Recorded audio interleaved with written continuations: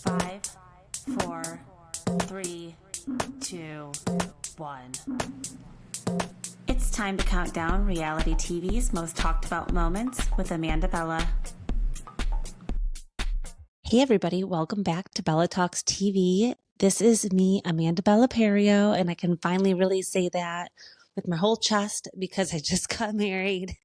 And I feel so bad because before I left, I really was like, okay, I'm going to be able to balance getting married and going on my honeymoon and like pre-recording some episodes and having content. And honestly, the Housewives drought, they've called it, of 2024 has been at the best timing for me because I really was able to just focus the last couple of weeks on having my destination Las Vegas wedding. I went to Italy for my honeymoon. And now I'm actually back in Florida. If you are watching me on my video, you'll see that I'm in the Florida apartment here. And Candy and I are just hanging out here together. We have a few things that we're going to be finishing up this season down here. It's May, 5th or 6th today.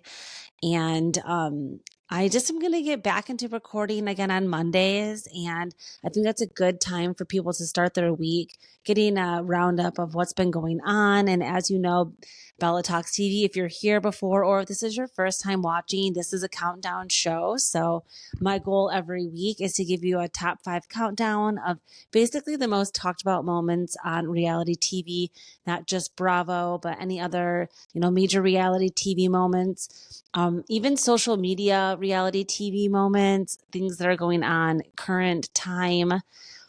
We are going to be talking about. So I'm glad you're here.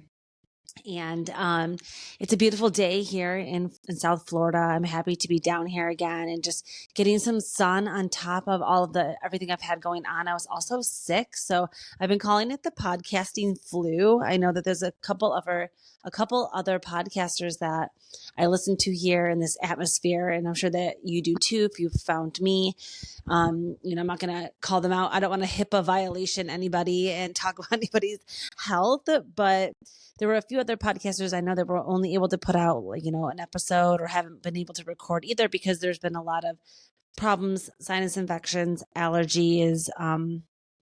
Not sure if I won't even say the C word because I'm scared even if I put this on YouTube, I don't want to get flagged for talking about like health related items here, but I just want to say that you should be taking care of yourself. I definitely was running myself totally rampant all over the globe, literally. And even just between being on the flight, messing with my sinuses, I'm already somebody that suffers from seasonal allergies and things like that. So anyways, you guys are here to hear about what's been going on in Bravo. Of course, I have a lot of opinions and thoughts about what's been going on because it never stops. It is a cycle that never ends. Even when I was across the globe at like the Trevi Fountain, I was thinking about Bravo. So it just never leaves you. And that's why I knew I needed to get back to this and being here with you guys every week, because I also realized too, when I wasn't with, when I didn't podcast for a month, it's like not going to therapy for a month. And then you have so much to catch up on, things that have been going on. Because like I said, the globe just keeps spinning. So let's get right into what's really been happening. I want to still always, again, if this is your first time here, there's a few different little segments I like to do during the show. One thing is my OMG and my LOL of the week. So if you are a Married at First Sight fan, I like to talk a little bit about what goes on over there. And the Denver season just wrapped up. It was atrocious. It was, I think, the first time ever that all 5 couples got divorced. So it was a really bad season. Sorry to spoil it if you haven't seen it, but the whole thing is over now. The reunion already aired. Like if you haven't seen any of that yet, that's on you, but go watch it. It's still a really good, dramatic season. I cannot believe some of the stuff that was going on over there. But one thing that, again, it's been so many seasons. I think that did I have a fever dream that they announced that Chicago is the next city? Like, that's going to be such a good season. So anyways, if you have not seen that yet, go on the Lifetime app. I'm always plugging the apps. That's how I watch all my stuff. I stream. I have every single login to every single app and I just stream everything. So Go on the Lifetime app, catch up with Married at First Sight. It's a really good binge. And I think that you'll really like the drama on that whole season. One thing, just getting warmed up here, I want to just like have one stream of consciousness for this episode and just see what comes out, because again, it's been like a month since I've done this. And you're already a godsend for being here on this journey with me, because it might be a little bit rough at first, but I just love podcasting. And I was really thought about this a lot when I was gone, and just thinking about like why I care so much about doing this. And it's really a big part of it is the community that comes with it, and just being able to be supported within everybody who's considers this kind of like a hobby, a little art form, whatever they like to do, a side hustle, whatever they consider their part in this, this cog in this machine is. We're all important and we all bring different things to the table. And it's just like respect for showing up, respect for just putting yourself out there. I often think about what it would be like to be like an artist who had like an art gallery opening, or even what it would be like to be a radio personality that is paid to talk about current things every single day, like on the radio to thousands of people in their area. Like it's just interesting, the different avenues of things that people do this to either express themselves or have as a job, or just the whole community. And I know that it's like, okay, cool story. Something such a millennial, like really late to the YouTube game, and just what it's like to, I guess, have these channels and have people putting themselves out there just as themselves and in their homes, and just going over their thoughts. And it's just a really interesting way to connect with people all over the place, and that are having either similar thoughts as you, or also having the complete opposite thoughts as you, and just engaging in the discord of that. There's a few shows that I've really been happy to like avoid talking about this last month, because even though I was not recording and putting episodes out, I was still paying attention no matter where I was. If I was in Vegas getting married, or if I was in Rome on my honeymoon, like I was still thinking about Carl and Lindsay and this whole hot mess going on at Summer House. And I was still thinking about the upcoming Real Housewives of New Jersey premiere, which actually was last night. So we are going to talk about that. And just these things are stuff that I was still thinking about. So I'm like, let me get back to talking about it, and spending a little bit more time, hopefully not just on here talking about this myself, but bringing more guests on. I've really been trying to put myself out there more with collaborating with other people. I like to guest on other people's podcasts too. So I'm going to try to just be putting myself out there more. And it's like a safe space when you just are by yourself and you can just ramble, and you can just, there's no one like pushing you on your opinions, unless you're in the comment section afterwards. But in this moment, it's just me. So I want to bring in more of somebody, going through my top 5 countdown with me and giving their opinions as well. So we'll just see where this goes. But again, I should have way more time to spend dedicating to being here every week. I want it to be very consistent, and I want everybody to really just, get to know me as a person too. Like I said, this is kind of an outlet and a community as well. So it's not like I'm just coming on here. I'm not really like a gossiper, and I'm not really trying to come here and I don't just have drama going on this channel. It's just for me to come talk about stuff that I watch and give some opinions and hopefully make some friends and have fun with this. So again, I always get that little spiel before I get started. So let's get into my OMG and my LOL of the week. So I have to talk about the Selling Sunset OC, the entire season. So if you're not a freak like me, I know there's a couple other people I've seen already that have watched the whole season. It just came out on Friday. So 3 days ago, Netflix dropped season 3 of the Selling the OC franchise. And, Selling Sunset, that's a beast of its own. Unfortunately, if you haven't been following that story with Christine Quinn and her husband, it's really heartbreaking, and trigger warning. It is really sad with domestic violence, what's been going on in her home. And it's just really unfair. Like, nobody should ever be made to feel unsafe or like they can't, live in their own home. Like, that is the scariest thing ever. And, I just really hope that she's going to be okay and that she does take this seriously. And I hope that she doesn't just try to pretend like it's not going on. Also for the sake of like her child and stuff too. But thinking about Selling Sunset as well. But Selling the OC, this season is very messy. I'm going to try not to give everybody too many spoilers because if you haven't seen it yet, it's like I realize it's only been out for 3 days, but a lot of people I know have already watched the whole season and a few main parts of what's been going on. So one, Kayla is like she's the main chick this season. She's the one coming up, getting the biggest listings, kind of causing the most waves in the office. One thing that goes on is like her and Alex Hall have an ongoing feud. They seem, to be the biggest frenemies on the franchise. So they always have this thing bubbling underneath. Alex goes on a podcast, says some really foul things, which I don't agree with, but I can't help it. You know how you just can't help who you fall in love with? Like you can't help what reality stars are just like your people. And I know Alex Hall is very polarizing, but that's my girl.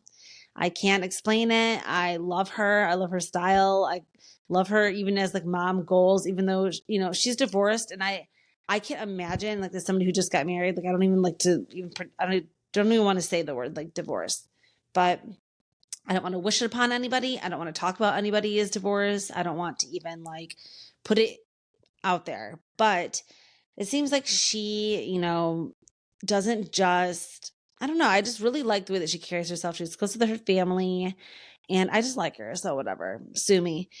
And, she's not even the most of the drama this season. Her and Kayla, they have their tiff going on. And then another thing that just comes out of left field is Austin and his wife, Lisa, they have the little twin daughters. Okay, like they're hot. They're like a hot young couple. I mean, I know as an East Coast, like Midwest person, I know things that go on in the West Coast. Like I've heard, what myths and wives' tales that come from the West Coast. But I think that things do just go down over there that for people that either are socially climbing or things that are just more acceptable in the group settings, certain parties for just the way the things go out there. And, not trying to generalize or anything like that, but it's just different.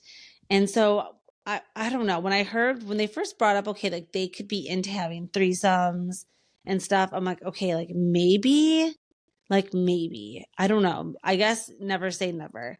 But the specific thing about Austin truly, like I said, spoiler alert again, but Austin truly being the one that is the driving force between wanting to hook up with Sean, the whole situation was really, I don't know. And I think that the way that the fight goes down with The Office and how producers, it was like the most like reality TV moment I've ever seen on any of these Adam Devine shows, on The Hills, on The City, on any of the other seasons of Selling Sunset, Selling OC. It just really was a very real scene. You could feel it through the screen, like that there was just so much rage in between them and like something went down. So there's just a lot of like little random storylines this season. So you kind of have to just tune in to get the full story and form your own opinion about what you guys think happened. Leave it in the comments if you have a strong opinion either way about what you think happened between them. Lisa specifically, the cookies, the brownies, whatever she made, I don't even know. I need to go back and like watch again and see even form my own full opinion about what's going on. But yeah, in the end, it was a pretty good, easy to watch season. Like I said, I just binged it real quick yesterday. Threw it down on a Sunday. Still recovering from being sick a little bit, but doing my best to get back into the swing of life because I don't want it to keep me down. I have things to do. It is spring. It is May. Today it is going to be the Met Gala. Today's the first Monday in May. This is a reality TV podcast, but I just wanted to say, like, I love fashion and I love the Met Gala and I love tuning in to the red carpet. And if I was in New York this weekend, I totally, if I was feeling up to it, would have went down there and tried to like stand outside the carpet and at the stairs at the Met and just watch as a pedestrian, as a plebeian, and just be out there with like the regular people and just see if I could get pictures of people, but I'm not. So I'm in Florida and I'm happy to be here. But anyways, the whole OMG is the new season of the Selling the OC. Go watch, because that scene with Austin and Tyler at the office, or sorry, Tyler's in the drama too, but with Austin and Sean, the three of them, they're covering up something. So that was a really good season. And okay, so onto my LOL. I kept thinking like, okay, what? I've been having to catch up on a lot of TV. Obviously, even the whole week that I was in Italy, I didn't get to watch any current seasons. I was just seeing on Instagram what was going on in the Bravo sphere and getting an idea on the clips and stuff that were being posted. But I tried to wait until I got home to really watch all the episodes of everything going on and see what I had missed. And I missed the episodes, the Close Encounters episode of Summer House, where they have the Out of This World party. And I have to say, I have never laughed so hard at that scene where they have the spotlight. They're all dancing at the party outside, and it's like party scene. You know, people are like drinking lover boys and dancing and whatever is going on, taking shots. And then all of a sudden, it's like Kyle and I don't know if it's Amanda or if it's Kyle and Lindsay and whoever, but anyways, they start having the spotlight shown on them, kind of like a UFO is beaming them up, and they're dancing under it, and they're doing like weird, like alien, like getting like like abducted dance moves. And all of a sudden, Lindsay's wig falls off. And like, no, it's Amanda and Paige are standing off to the side. And Paige is just like, oh no, they lost her wig. And Lindsay's like, oh no, I lost my wig. It is such a funny scene. I watched it like 50 times. So I think I posted a clip to my Instagram. And if I didn't, I'll make sure I go do that right when I'm done recording, because you have to see that scene again. It is so freaking funny. And another random thing that was going on in that episode is when they go out to the club the night before and they're at that place, Just a Bar, which again, if you're in the New York area, like I'm just throwing it out there. Like I love to go to the Hamptons. I'm a big Hamptons girly. Like I have a car, I'll drive us. Let's go. But I want to go to this Just a Bar place. And it looked so fun. And they're all dancing at the club. And they have that one scene where Danielle, Kyle, and Paige are standing in the area at that round, that, you know, standing at that round table. And in the background, if you go back and watch, like Carl's in the background with Lindsay's feet. Like if you're watching him in the videos, he's like, dee, dee, like taking her feet. And like, there's just weird stuff going on in the background. The whole episode is really funny and random. And I've been enjoying Summer House a lot. You know, I've really avoided talking about it too much because I know that my opinion goes back and forth. I see both sides. I am still I'm still Carl leaning. I just don't, unfortunately. I think that he was producing a show, and for that, I understand why people are upset, is because he was not maybe being so authentic in the cameras and the way that he was setting up these storylines to make himself look so good.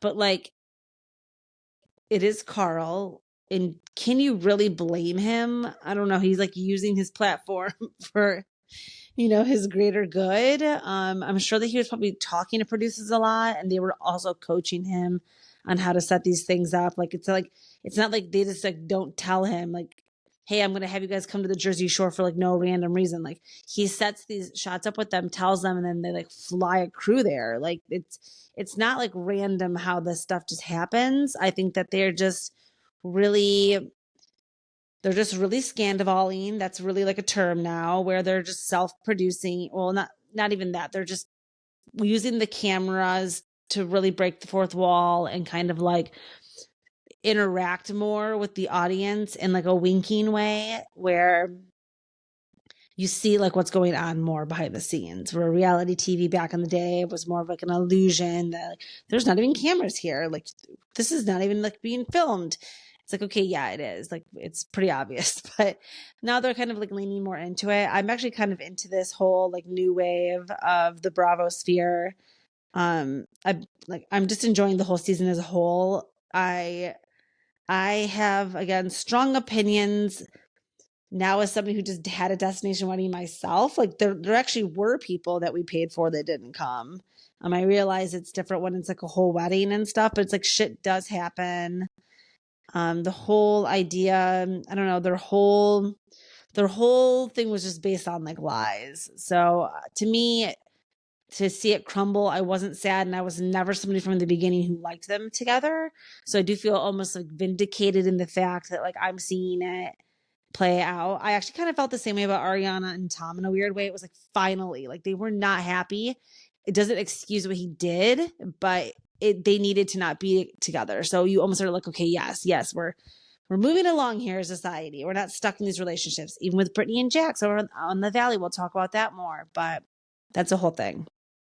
So anyways, OMG, LOL of the week, Selling Sunset, OC, go watch Netflix, Summer House, season 8. I believe the reunion just filmed a few days ago. Today's Monday.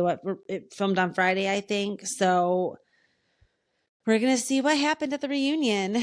And I love Summer House. I don't know what I think about the future of it. I have previously talked about how I think that they should do a really cool spinoff where they are in Manhattan and it's more about, the couples in the city.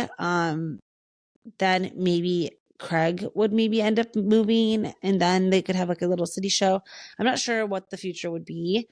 I know people are really attached to the Summer House franchise. Also, if you're not watching Summer House Martha's Vineyard, I don't think I have that on here. To me, it's not like the best season ever, but like I really, really like the cast and I really like the concept in the show. And I like how they film it a little bit differently. And the fact that they are just there for like 2 weeks together filming and they're all trapped in the house and it's like a different vibe. My favorites are Jordan and my favorite is Summer and Jordan. Those are my faves. Shanice, I'm liking more this season. I really like Preston and I'm loving that like Donald, his Boothang fiance has been out there. Love them. And I don't need Phil and Mariah back. I think they brought them back. Just, I don't know. I didn't need either of them back. I really like Bria. I don't know. I think because I'm a dog person also that Bria and Milo are just, I don't know. I just love them. So I don't know. I'm just liking what's going on over there. So go watch if you're not. And yeah, let's get into my top 5 countdown of this isn't really, in this specific last week, but just things that have been going on, overall points of view of things that I've been dying to talk about with you guys for the last few weeks. So the number 5 thing I have on my list is talking about how the Golden Bachelor is already divorced. Now, if you guys were listening to my podcast over the winter, like I was pretty invested in this show. And as somebody who I was not an original Bachelor franchise person, I didn't get really invested in The Bachelor until this season right after Nick Viall was on. I could not stand him to watch him as The Bachelor, but I got really into everything that happened afterwards. And so that included watching Bachelorette every season, and then also Bachelor in Paradise every season. And those are like the golden years because I don't know if there's 2 bad things going on with the Bachelor franchise. One, this Golden Bachelor divorce, which is really bad. It's not a good look. I think that they're already filming the Golden Bachelorette. I just know that women are better as leads, and I think the show will just be better in general as the Bachelorette. So we'll see what happens over there. But I'm also really upset that there's not going to be Bachelor in Paradise this year. Like, is that just a rumor, or is that been confirmed that we're getting no Bachelor in Paradise? I'm literally speechless. Like, the Bachelor franchise is the horse you would always bet on, as it's like it's never going anywhere. It's backed by ABC, Disney. It's got that Disney money. Like, it's just not going anywhere. I'm just confused. Is it because they aren't paying or taking care of people enough? I mean, to me, I would never be able to go down there. It's always like 1,000,000 degrees. They have to live with all those like little crabs in their beds. Like, I'm not into that. But I like watching other people do it. I want to watch it every season. I want to see really messy love triangles on the beach. And I love the fact that like the set must be so small. Like you can literally just see everybody's conversations and everything that's going on. I just love Bachelor in Paradise. Even just them coming down the stairs, being like, who's here? Like, damn it. So I'm not a Love Island girly, but I think I'm going to have to like convert, especially with Ariana being the new host over there. that actually brings me right into my number 4. So my number 4 most talked about thing that's going on in the Bravo sphere is Vanderpump Rules is taking a little breaky too filming. And I'm actually shocked with that too. So they always film every summer. We've historically always gotten Jax's birthdays, Tom Sandoval's birthday, Ariana's birthday, Stassi's birthday. You know, they're all July. I'm a July baby as well. So I'm always like, wow, I love watching their birthdays every summer. We're not going to see any of Lala's pregnancy or birth. I think at this point, maybe the birth. Which another thing I haven't had a chance to talk about a lot is, I don't know, like, okay. I don't want to not sound like a feminist or a modern woman. I just am somebody who maybe this is fine. Not everybody has to have like the same viewpoint. So this is important for people to like. I do know that she is going to have a like village around this child raising it, but it is crazy to not, I don't know. No, I don't know. I think I just come from a very traditional home where my parents have been married. They actually just had their wedding anniversary on May 1st, for 37 years. So, and they've been together, you know, it's just, I just love my dad, and I understand that I am blessed in a way that like not everybody has got to even have the choice to have a relationship with their dad. Maybe their dad has even passed away. Like I'm sorry to even talk about people that don't have dads when I don't know what it's like, trying to be self-aware in this moment. But I just can't believe that. I mean, Easton, her brother, which I also have had thoughts about. I know that that's going to be like her uncle. Maybe Lala will fall in love. Ideally, she will fall in love still with somebody and get married. And then there will be at least a figure of some kind of figure. I just believe in the idea of having these roles helping the way that you develop in life. And I don't think there's anything wrong with that, with saying that. I just don't. I think that it's different when you don't have a choice, but having the choice to bring it in, to bring this child into the world, not having any type of father figure, is this going to be interesting? I mean, but maybe I think it's great. I'm not saying it's not like good. It's just interesting. And we're going to have to just see how it goes. I just know too, because of personal things that go on in my life, my family, things that I've personally witnessed, the importance of roles. We'll just see what happens. So anyway, they're taking a little pause. We're not going to see that. And it's very interesting. Sheena's been on my last damn nerve over there. Her and Brock both. Brock, I got the ick from like a couple of weeks ago, which I never really like died for him before, but now he's really gotten under my skin, and he just is like such a little thirst monster, and I can't with him. So I've had enough of him. And then Allie and James, I'm still compelled by watching them play out their whole thing. I've been enjoying watching Rachel as like a ghost season on this season. They talk about her. They bring things that are going on with her up. It's kind of like she's on the show. She might as well have just been on the show. She basically would have gotten paid more, and she would have, I don't know, maybe if they are trying to forgive Tom, like they probably could have forgave her. So she's probably kicking herself now that she did not just film and come back. So anyways, VPR, I support the pause. I'm interested to see what's going to happen when they come back. I'm wondering if Jax and Brittany, if they are going to get divorced. We'll talk about that a little bit later. Let's go into my number 3 most talked about moments that have been going on, because I was pretty impassioned during last Real Housewives of Beverly Hills season. If you watched any of my episodes that are already up, like you will see what I'm talking about. That it's like, I'm not standing for anybody anymore. I think stan culture is dying, and I'm really trying to even catch myself from saying that. But I just am really working on looking at these people from a 360 point of view. And even when they make me mad, even when they do things I don't like, even when they are not, I don't even want to say being problematic, because there's definitely a line there that you cannot cross without, it's like we all have to be held accountable.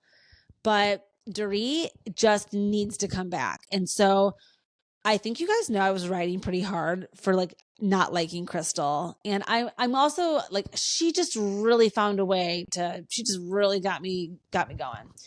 She's out. And when she got fired, I don't know where I was, but I was with my husband and I was like, babe, oh my God, Crystal just got fired. Like one of my most hated, my arch nemesis, like one of my least favorite housewives just got fired. And I think I literally popped a bottle of champagne. Like I was so excited. And that's what I think I realized I needed to also keep this podcast going. I'm like, if this is what my life is like, and these are the thoughts that I have, I need to be talking about this. But so she gets out, and then of course in my head though, I'm like, okay, I can't really like get too cocky yet, because if Dorit's out too, then it's like, okay, eye for an eye, and it's like, fine, whatever. But as of now, these rumors, all of these casting rumors that are going on with Beverly Hills, it's very interesting. So with Beverly Hills, they think either Dorit is going to be either gone or that she's been threatened to be, demoted to a friend of, which I would still take. I would gladly take Dorit still as a friend of, maybe even like her more as a friend of. But if she's not willing to talk about more what's going on with her and PK, and I love PK and Dorit. They're just one of my favorite couples on Bravo. Sorry, not sorry. Love them for many, many reasons that I can't even get into, but love them and love their little family. So I really want to continue to see them on the show in some capacity. I will understand if she has to go, and I will take it as my karma, maybe for getting too heated. One thing we've also been hearing a little bit about is Kyle. Is Kyle going to be also fired if she doesn't talk about whether or not she's with Morgan? Now, a few things that I think have been going on. One, they caught Andy in an interview saying, or on Sirius, on Radio Andy, saying that he would never fire her, basically. Like, they're never going to tell her, like, you have to go. So she's going to still be able to come back and just show what she doesn't want to show. But I'm sure the producers, and I'm sure Andy himself is telling her, Kyle, if you do not talk about this and reveal what the truth is about what's going on with you guys, like, you are going to get completely annihilated to the point where, like, it's how the Bravo, not just Bravo fans, but just how it's going to be, like, she's not going to be able to handle it. So another thing that's going on is that I think that there are rumors that Kyle and Morgan maybe have even broken up. So if she doesn't have to worry about filming with Morgan because they're not even together anymore, or whatever's going on with them is over, then again, of course she's going to be back. So if we have Dorit coming back as a friend of, we have Kyle coming back in this era of whatever she's in, I think we still got a show on our hands. Erica Jane, there's no rumors of her going anywhere. And like, love her or hate her, she is good TV. I watched Bet It All on Blonde. I think I famously said I would have loved to see that show. I'm sad I didn't see it in person in Vegas. So I hope that she's on tour again, and next time I'm going to catch her. And there doesn't mean that I support Tom and I like them, but I've been doing a rewatch because on the flight back from Rome, I could only download Netflix shows because Peacock was unavailable when I was in Europe. So I only had access to my Netflix, and they only have season 9 of Beverly Hills on Netflix. So I watched the whole season, and that was the Lucy apple juice season, which, sucked as a choice. But I wish it would have been the Amsterdam season, or even when they went to Japan. Like, there are just so many good ones. But this season was very long, and it starts with this whole dog, puppygate thing. And then it moved into them all the way, to them going to Provence. In the middle, they go to Baja Mar, which I'm staying at the same resort in like 2 weeks when I go there. I'm so excited to like rewalk. Even though I've stayed at Baja Mar before, I didn't recall that they went there. And now that I'm going back again so soon, that being fresh in my memory, I'm going to like remember every little place that they filmed, and I'm going to be excited to be back there. So amazing. I just am living my best little mini housewife life, going back to the same places that they just were. But I loved that. That season was crazy and messy, and like it just really revamped my love for Beverly Hills again. And I just need these women, and we need to get LVP back. I mean, that would be such an iconic season. And I don't know. We'll just see what happens. So I've been really interested in Beverly Hills. That was my number 3. Okay, and moving on to my number 2 most talked about moment of the week. And we have got to talk about the Valley. So I've been dying to get on the mic and talk to you guys about the Valley. There's so much mess and just pure drama over there. Another thing that just followed me and crept with me all through Europe. So I'm in Italy and we go to Capri for the day.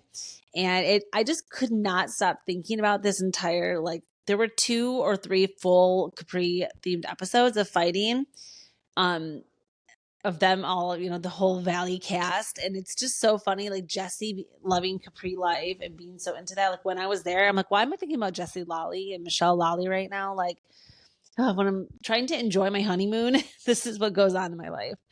But it was so amazing to be there. And it just made me laugh so many times thinking about this show and what's been going on over there. So again, a huge culture that I kind of like meta always talk about on my show is how I listen to all of the other podcasters too that recap all of the shows. And it's just like this huge 360 point of view of like people in the community that also care about this stuff. And there are so many people talking about the Valley in the sense that of whatever's going on with Brittany and Jax and just Brittany in general as a person, like she is just one of the most insane characters that we have got to witness on TV right now. And I talked a lot about Brittany when I did my Vanderpump Rules rewatch. The whole season of her getting cheated on in the Rotten House season and her getting married afterwards was insufferable. Like it made me rewatching. Like I do not like Brittany as a person. And I just am I don't know if I'm starting to learn about myself. Like there are just certain characters that I am like semi-misogynistic for. But I just am a Jax fan. And it's making me, now that they're separated, it's making me even more like not like Brittany. So I know this is just my toxic truth, but I just watching them fight, whatever's going on with them, and between the facelift that the chin lipo, and then her accent being so strong, and just whatever has been going on over there, the whole situation is just fascinating. Again, I brought up Jesse and Michelle and them too. The fact that Jesse and Michelle, live over by Chateau Marmont. She's just like hitting up the bar, hanging out there. Like I understand that they are a real estate couple. And as somebody, like who loves the idea of a power couple and stuff, it's like, I kind of loved that Jesse didn't really seem bothered by the fact that she was down there getting listings, hanging out with like rich men, because clearly it was good for their business, good for their family, good for contacts. And I'm kind of down with like how secure he was about that. People are really hating Jesse. Like I again, like I'm totally equal in Jesse versus Michelle.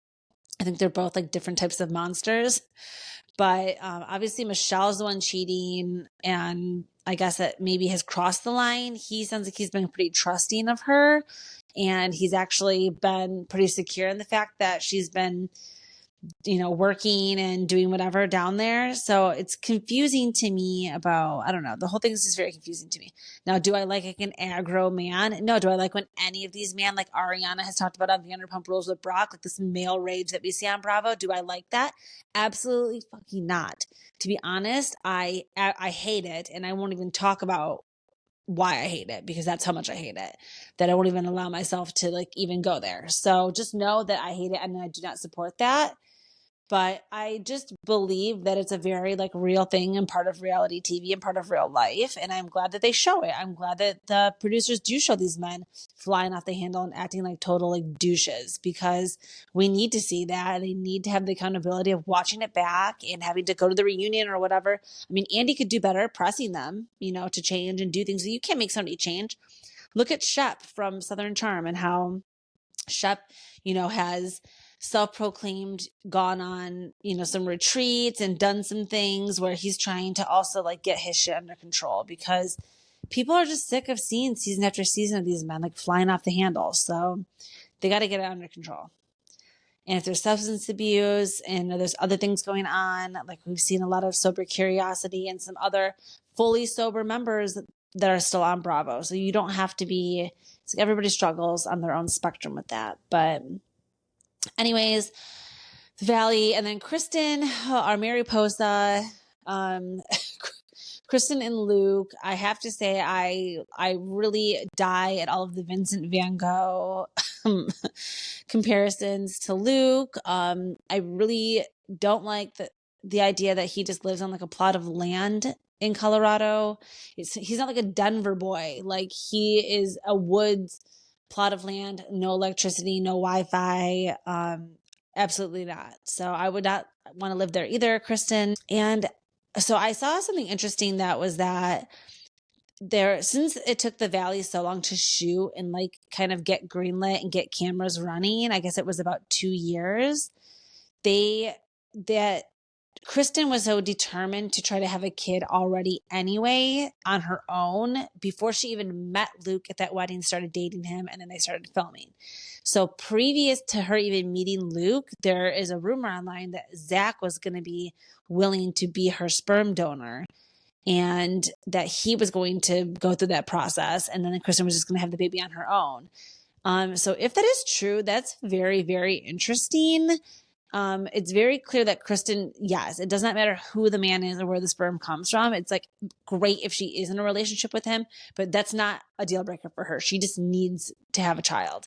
So maybe via Lala, I don't know if maybe money wise or maybe just, I'm not sure if she doesn't have the agent to help broker her the deal that Lala got with the California Cryobank or like how that situation happened. But maybe Kristen should just do that. Maybe she should just do the same thing as Lala and Gigi. They talk about how Gigi and Lala unfortunately don't like each other. They both went the sperm donor route and they're both, single mamas like that, which is cool, but they don't like each other. And I think it's because they're too much alike. And I was just talking about this, how Virgos, not to generalize, but Virgos can all have a very strong personality, similar to Lala, similar to Gigi. And now Lala was like specifically wanting to have a little baby that was going to also be a Virgo. It's like, enough. So no shade, but just saying. Anyways, that was my number 2, the Valley and that whole mess that's going on over there. And I'm just also not like a California girly, as you can tell. Like I'm just New York girly. So I think sometimes my opinions come out like that. And anyways, my number 1 most talked about moment I could not wait to talk about with you guys. And I specifically waited till this morning to put this together and record this episode because I need to talk to you guys about the Real Housewives of New Jersey return. I think again, just being an East Coast girly, I was so excited to get Jersey back on my screen. I actually even and this is not sponsored. None of this show is sponsored, as you can tell. But I went and got Olive Garden, which is, I know, so basic, but I'm in Fort Lauderdale and it's not like it's specifically known for their Italian food down here. So I just was like, you know what, let me get Olive Garden. I'm going to get some lasagna and some spaghetti and have the breadsticks and salad and watch the Real Housewives of New Jersey premiere by myself. It was so delightful. And I loved every minute of the premiere. It was giving me everything I needed. And these pauses, like we talked about with Vanderpump Rules, are so important because I forgot how mad I was at last season of Louis, Bo Dietl, the whole situation. Teresa, the way that she acted at the reunion to me was like, I got the ick. There were just a few things that happened that I know people don't agree with me on, but after spending time away from them, getting them back on the screen, even though they were still acting icky in the season premiere, I wasn't as bothered. I'm actually here again. I'm talking about more of this 360 view. I'm really trying not to get too attached to my own opinion or to my own point of view of what's going on. I'm trying to look at this more as entertainment this year. And I know that these are their real lives, and especially with Jersey, the blood runs deep. It is real people's families and things that are going on. But the stuff with the Fudas, them bringing John Fuda and Rachel Fuda in, what amazing casting. Okay, so let's just quickly, they talk about this in the premiere last night. John, his previous name was John D'Atria, so D'Atria. And apparently he was the biggest drug dealer in Bergen County of New Jersey, which is hilarious to me. I'm sure that he was not. I'm sure that he probably was pulled over with a joint in his pocket once and because he got a drug charge, whatever. Anyways, he ends up going to prison. It's bad.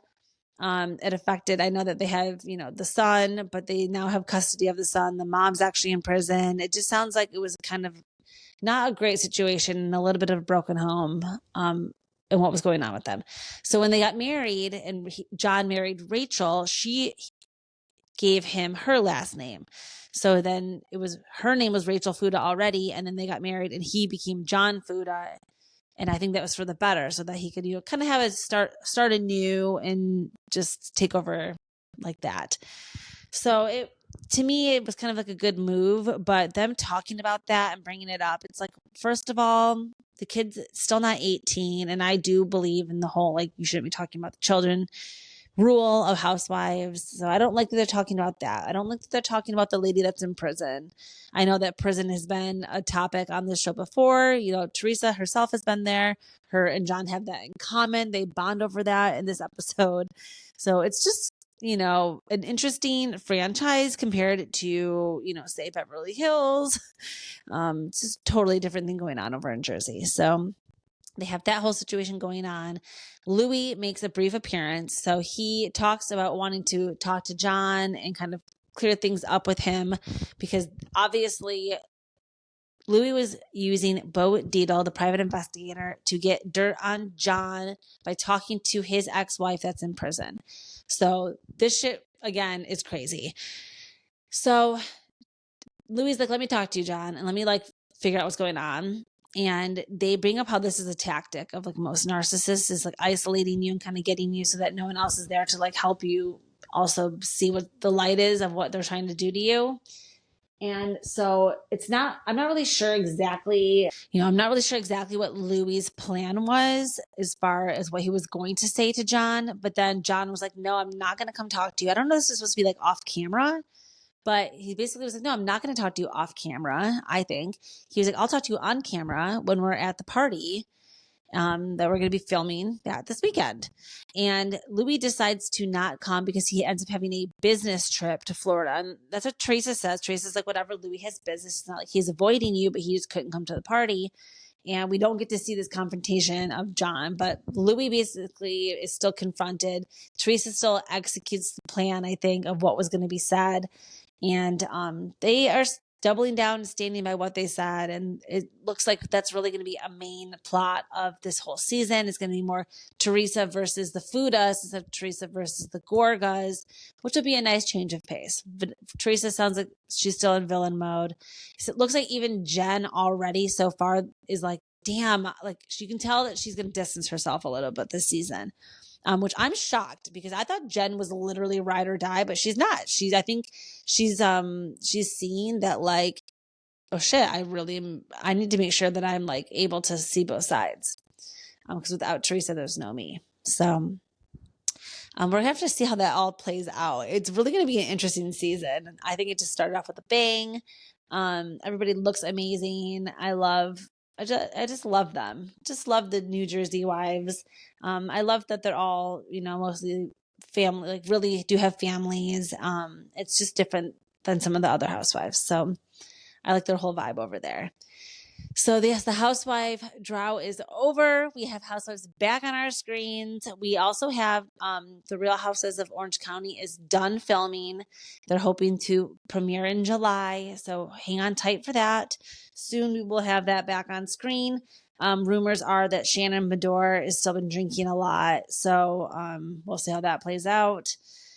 Then we also have the Real Houses of New York is filming. And I loved the reboot. I'm excited to see these girlies back on screen. We have Rebecca Minkoff joining, which is part of the Scientology church. And a lot of people are having a lot of feelings about that. But I specifically I think it's important actually to have all of these different religions, including Scientology, represented. It's part of culture. It's part of society. It's part of basically the world. And I think it's you should be showing that this is what's going on, because then there's awareness about it and people can see. I mean, I know that people are like, oh shit, this is awareness maybe in a bad way to get people to come to their church, but it's not like it's Satan. They don't worship Satan. It's if somebody's going to join a Scientology, they're going to see first of all how expensive it is, and second of all, I don't know.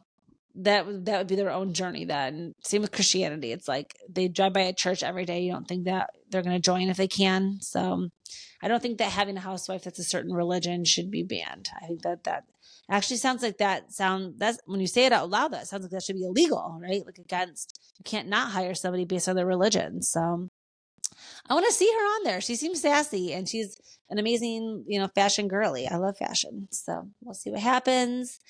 And still hashtag find Shelly Miscavige. Oh God, this is going to be on YouTube, so I'm scared too. Don't come for me, Scientology Church. Love you guys. A couple things I've also been watching just before we go. I watched Jersey Shore and got caught up over there. Sam and Ronnie are back filming together. You should go watch that. If you're a Jersey Shore fan, you'll really appreciate seeing the whole crew together and how nostalgic it is for them. I also watched RuPaul, caught all up on that, watched the finale, Nymphia Wind. I actually had seen some spoilers, unfortunately, so I knew that she was going to win, but I really am happy that she did. I really thought that she was an amazing drag queen all season, and loved her as a whole person in and out of drag. So I'm excited for All Stars because I love Vanjie, and Vanjie's going to be on All Stars, and I'm just excited to see her back on my screen. And yeah, that's really, I guess, all I have for you guys this week. But thanks for coming back. Thanks for bearing with me over this break that we had. And I'm excited to continue to talk to you every week now going forward, and hopefully getting some guests on here to discuss some of this stuff with me and have a little more discourse for you if you're down for the ride. And if you want to be a part of this, send me an email at bellatalkstv@gmail.com. And please also rate, review, subscribe, leave a comment. Please, any way you can to support me. I really, really love podcasting just from my heart and just as something that I just really love to do for myself. And I'm so happy that anybody would be willing to be here and listen and watch. But thank you again for being here, and make sure again to rate and review. And we will see you again next week. Ciao, Bellas.